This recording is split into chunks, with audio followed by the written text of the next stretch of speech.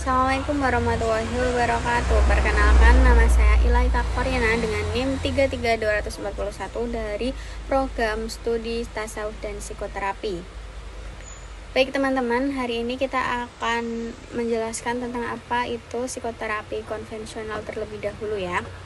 Psikoterapi konvensional merupakan salah satu pendekatan utama dalam bidang kesehatan mental yang telah teruji dan terbukti efektif dalam membantu individu mengatasi berbagai masalah psikologis dan emosional. Metode ini melibatkan interaksi antara seseorang terapis yang terlatih dengan klien dengan tujuan untuk menjelajahi, memahami, dan mengubah pola pikir serta perilaku yang merugikan. Nah, prinsip-prinsip psikoterapi konvensional salah satunya adalah pemahaman masalah. Terapis bekerja sama dengan klien untuk memahami akar masalah psikologis yang dihadapi. Ini meliputi trauma masa lalu, konflik intrapersonal, dan gangguan emosional seperti kecemasan dan depresi. Yang kedua adalah kolaborasi. Terapis dan klien bekerja sama sebagai tim.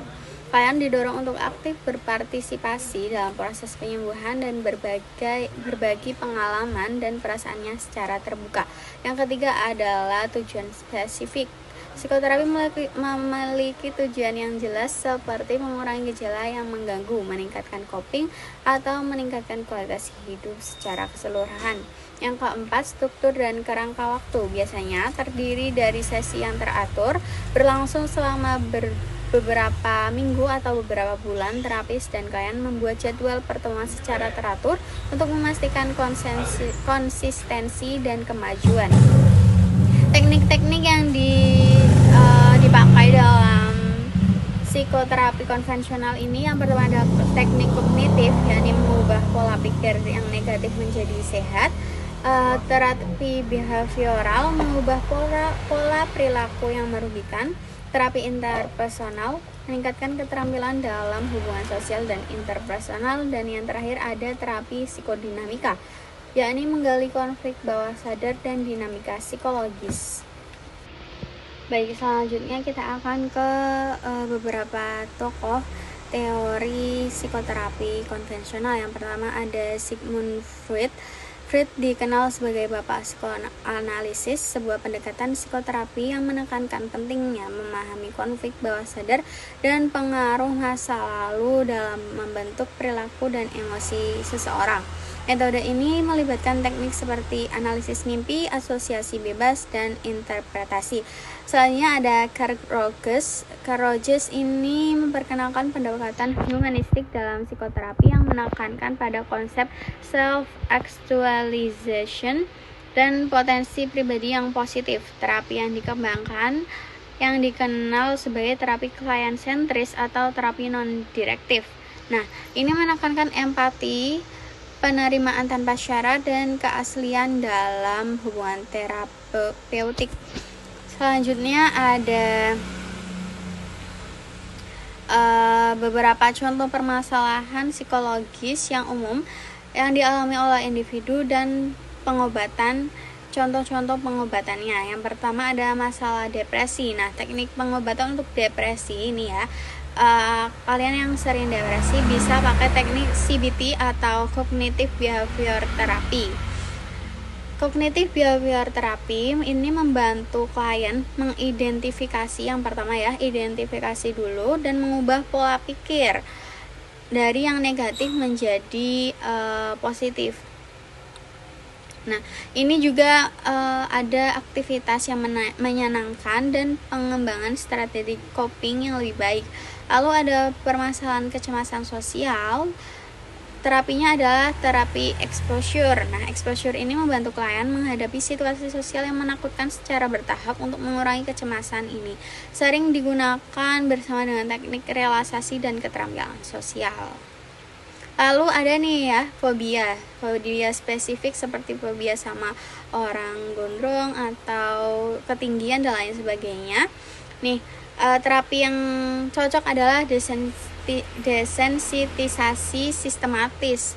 Nah, apa sih terapi desensitisasi sistematis ini? Terapi ini melibatkan pengenalan klien secara bertahap terhadap objek atau situasi yang menimbulkan ketakutan, dimulai dari yang paling rendah hingga yang paling menakutkan. Jadi nanti klien itu diperlihatkan yang pertama ada foto. Kalau foto udah aman, kita ke video udah aman, kita kasih objek imitasinya.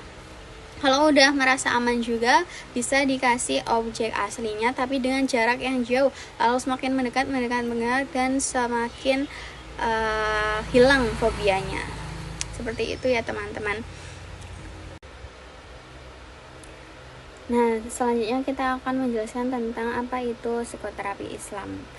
Psikoterapi Islam merupakan sebuah pendekatan unik dari bidang kesehatan mental yang digabungkan dengan prinsip-prinsip Islam dengan teori dan praktek psikoterapi modern. Nah, pendekatan ini tidak hanya mempertimbangkan aspek-aspek psikologis klien, tapi juga dimensi spiritual dan nilai-nilai keagamaan dalam proses penyembuhan. Dengan menggunakan Al-Quran dan Sunnah sebagai sumber pedoman, psikoterapi Islam menawarkan pandangan yang mendalam tentang sifat manusia, tujuan hidup, dan cara untuk mencapai keseimbangan psikologi serta spiritual. Prinsip-prinsipnya itu ada tauhid, tazkiyatun nafs, tawakal, muhasabah, hubungan antar manusia. Teknik-teknik psikoterapi Islam menawarkan pendekatan unik dalam mengatasi berbagai masalah kesehatan mental dan mengintegrasikan nilai-nilai Islam dalam proses penyembuhannya.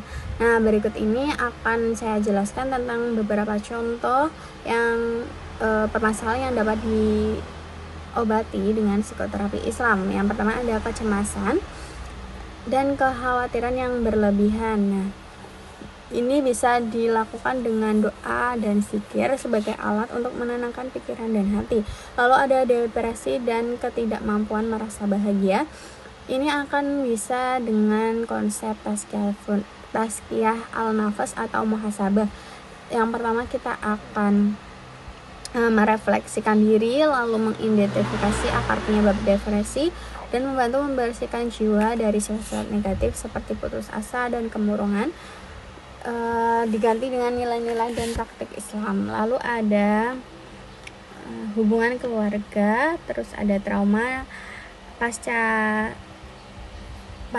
trauma stress disorder atau PTSD ya.